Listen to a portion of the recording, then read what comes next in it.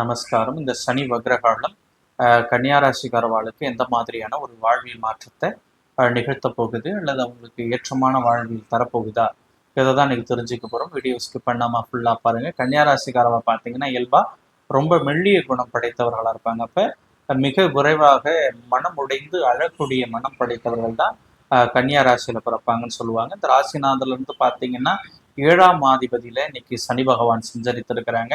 இந்த 7ஆம் அதிபதி என்பது திருமணஸ்தானம். அப்போ இந்த திருமணஸ்தானத்துல பார்த்தீங்கன்னா திருமணத்திற்காக காத்திருக்கிறவாள்லாம் பார்த்தீங்கன்னா நாட்களை கடத்துது, வாரங்களை கடத்துது, வருடங்களை கடத்துது.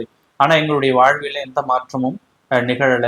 வரன் பார்க்குறோம், நமக்கு பிடிச்ச அவங்களுக்கு பிடிக்கல, அவங்களுக்கு பிடிச்ச நமக்கு பிடிக்கலன்னு வரன் தள்ளிக்கிட்டே போகுது. நம்மளுடைய சமகாலத்து பிள்ளைகள் எல்லாம் ஒரு திருமணம், ஒரு குழந்தைகளோடு வாழும் பொழுது நம்ம ஒன்றும் திருமணத்துக்கே போராடுற மாதிரியான ஒரு நிலை இருக்கும் பொழுது சொந்த பந்தத்தினுடைய விழாக்களுக்கு போறதுக்கு கூட நமக்கு தயக்கம் வரக்கூடிய நிலையை இந்த சனி பகவான் நமக்கு இதனால் வரையில கொடுத்துருப்பாங்க. குறிப்பா பாத்தீங்கன்னா திருமணம் ஆகியிருந்தா கணவன் மனைவிக்குள்ள மிஸ் அண்டர்ஸ்டாண்டிங்கான ஒரு நிலை நமக்கு, அதனால பெரும் மன அழுத்தம் தரக்கூடிய நிலைகள்லாம் நம்ம பார்த்துருப்போம். அதே மாதிரி அவருடைய பார்வைகள் பார்த்தீங்கன்னா தாய் ஸ்தானத்தை பார்க்கிறாரு, உடல் ஸ்தானத்தை பார்க்கிறாரு.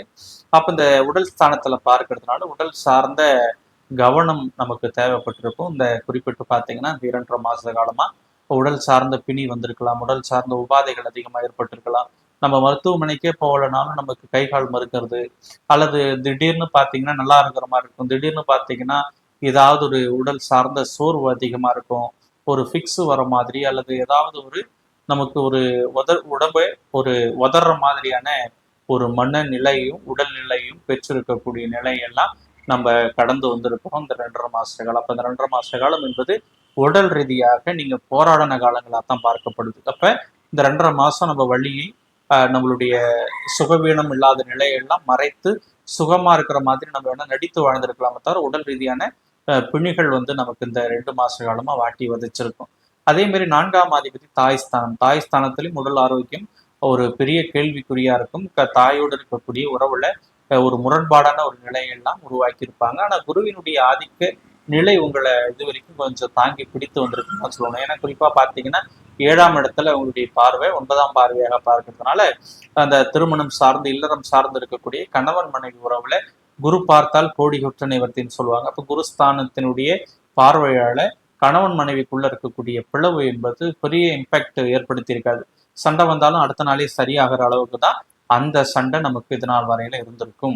அதே மாதிரி பார்த்தீங்கன்னா மிக முக்கியமா தாய் ஸ்தானத்தையும் அவர் பார்ப்பதனால உடல் சார்ந்த பிணிகளில் இருந்து நம்மளால விடைபெற முடியும்னு ஒரு நம்பிக்கையோடு தாய் ஒவ்வொரு நாளும் உடலோடு போராடிட்டு இருக்கிற மாதிரி இருக்கும். ஆனா ஒரு சகோதர ஸ்தானத்தை பார்க்கிறார். அப்ப அந்த சகோதர ஸ்தானத்தை பார்க்கும்போது சகோதரனுக்கு நல்ல ஒரு வல்லமையை தரக்கூடிய குரு பகவானுடைய ஆதிக்கமா இந்த ஆதிக்கம் நமக்கு இருக்கும். 4ஆம் இடம் என்பது தாய் மனை வீடு சுகம் மட்டுமல்ல தொழில் ஸ்தானமும் கூட. அப்ப தொழிலையும் ஒரு நல்ல பெரிய பெயர்லாம் எடுத்திருப்போம். ஆனா அந்த குறிப்பிட்ட 2 மாசம் வரைக்கும் பாத்தீங்கன்னா சும்மா தொடச்சு விட்டாலும் இருக்கும், ஒண்ணுமே இல்லாம மாதிரி. நம்மளுக்கு இந்த நிலைமை வருமானு நம்ம யோசித்து கூட பார்த்திருக்க மாட்டோம் கனவுல கூட. அந்த அளவுக்கு ரொம்ப தொழில் டல்லா ஆகக்கூடிய ஒரு நிலையை கொடுக்கும். ஆனா குருவினுடைய இடம் பாத்தீங்கன்னா 11ஆம் ஸ்தானத்துல இருப்பதனால, லாபஸ்தானத்துல இருப்பதனால லாபங்களை, நிறைந்த லாபங்களை தரக்கூடிய ஒரு அற்புதமான ஒரு ஆண்டாகத்தான் இந்த ஆண்டு இருக்குது. அதே சமயம் பார்த்தீங்கன்னா குருவினுடைய ஆதிக்கத்தால இந்த சனியினுடைய தாக்கத்துல இருந்து நம்ம முற்றிலும் விடுபடக்கூடிய நிலையை நம்ம பார்க்க முடியுது. அப்ப குறிப்பா பாத்தீங்கன்னா இந்த கன்னியாராசிக்காரவாளுக்கு எல்லாம் சில்வந்திரமான நிலையை இந்த குரு பகவான் உருவாக்குறாங்க. சின்ன சின்ன சங்கடங்களை இந்த சனி பகவான் உருவாக்குறாங்க. குறிப்பா பாத்தீங்கன்னா இல்லற வாழ்வியல்ல தாய் சார்ந்த உடல்ல நம்மளுடைய உடம்புலையும் கவனம் எடுக்க வேண்டிய ஒரு அற்புதமான நேரம். தொழில் சார்ந்து சனியினுடைய தடுங்கல்கள் இருந்தாலும் லாபஸ்தானத்துல குருவினுடைய ஆதிக்கம் இருப்பதனால நிறைந்த லாபங்களை பார்க்கலாம். ஆனா இந்த தொழில் ஸ்தானத்தையும் அவர் பார்க்கறதுனால, சனி பார்க்கறதுனால என்ன ஆகுதுன்னா ஒரு நாள் நல்லா இருக்கிற மாதிரி இருந்தாலும் அடுத்த நாள் பாத்தீங்கன்னா சுத்தமா டெல்லா ஆகிற மாதிரி இருக்குது. அப்ப நம்மளால ஒரு சக்சஸ்ஃபுல்லான ஒரு பிஸ்னஸை ரன் பண்ண முடியல. ஏதோ ஒரு சர்வைவலுக்காக நம்ம வாழறோன்ற மாதிரி தான் நம்ம வாழ்வியல நகர்த்திக்கிட்டு போற மாதிரியான ஒரு நேரம் இந்த கன்னியாராசிக்கு இருக்குது. குறிப்பா பாத்தீங்கன்னா இது ராஜயோகமான நேரம் தான். ஏன்னா லாபஸ்தானத்துல குரு இருப்பதனால அவருடைய சுப பார்வையாக காரிக்கு 3-7-10 சொல்லுவாங்க, கணகனுக்கு 5-7-9, 5-7-9 ஒரு சிறப்பு பார்வையெல்லாம் நல்ல ஆரோக்கியத்துவமாக இருக்கிறதுனால கன்னியாராசிக்கு வளத்தை தரக்கூடிய அற்புதமான நேரம். குரு பகவானால கோடி குற்றங்களும் நிவர்த்தி ஆகக்கூடிய நேரம். மொத்தமா சொல்லணும்னா குரு உங்களுக்கு ஆளுமையாக இருந்து பல வளத்தை சேர்க்கிறாரு. ஸோ என்ன வழிபாடு செய்யலாம்னா குருவினுடைய ஆதிக்கத்திற்குரிய தெய்வங்களை நம்ம வழிபாடு செய்யலாம். அப்போ குரு என்றாலே பார்த்தீங்கன்னா சிவபெருமான் மட்டும் இல்லை, முருகப்பெருமானும் நம்ம வழிபாடு செய்யலாம். குறிப்பாக பார்த்தீங்கன்னா சுவாமி மலையில் இருக்கக்கூடிய தந்தைக்கு உபதேசம் செய்திருக்கக்கூடிய நமக்கு குரு பகவானுடைய ஆதிக்கத்தை அவரே தாங்கி இருக்கக்கூடிய முருகப்பெருமானா இருக்கக்கூடிய சுவாமி மலையில இருக்கக்கூடிய முருகப்பெருமானை நம்ம வணங்கலாம்.